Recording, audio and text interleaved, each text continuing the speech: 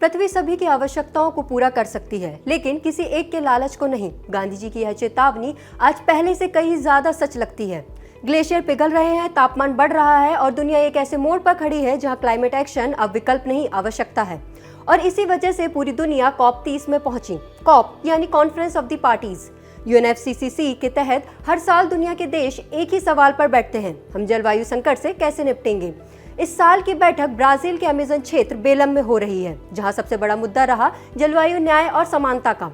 UNFCCC यानी United Nations framework convention on climate change को 1992 में अपनाया गया था और यह 1994 में औपचारिक रूप से लागू हुआ।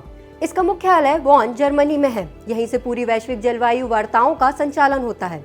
इसके बाद 1995 में COP 1 बर्लिन से जलवायु वार्ताओं की यह यात्रा शुरू हुई। फिर 2015 में COP 21 पेरिस पहुंची, जहां दुनिया ने ऐतिहासिक पेरिस एग्रीमेंट अपनाया और वादा किया कि ग्लोबल तापमान वृद्धि को 2 डिग्री सेल्सियस से नीचे और 1.5 डिग्री सेल्सियस तक सीमित रखने के प्रयास किए जाएंगे। पिछले साल हुए COP 29 में दुनिया ने न्यू कलेक्टिव क्वांटिफाइड गोल यानी NCQG भी तय किया, ताकि जलवायु वित्त को पारदर्शी और पर्याप्त बनाया जा सके। भारत ने COP 30 की बैठक में अपने NDC यानी राष्ट्रीय स्तर पर निर्धारित योगदान के तहत उत्सर्जन में कटौती, नवीकरणीय ऊर्जा के विस्तार और अनुकूलन वित्त के लिए वैश्विक समर्थन पर स्पष्ट जोर दिया। भारत ने ट्रॉपिकल फॉरेस्ट फॉरएवर फैसिलिटी यानी TFFF को भी सपोर्ट किया, एक ऐसा मॉडल जो उष्णकटिबंधीय वनों की रक्षा करने वाले देशों को आर्थिक प्रोत्साहन देता है।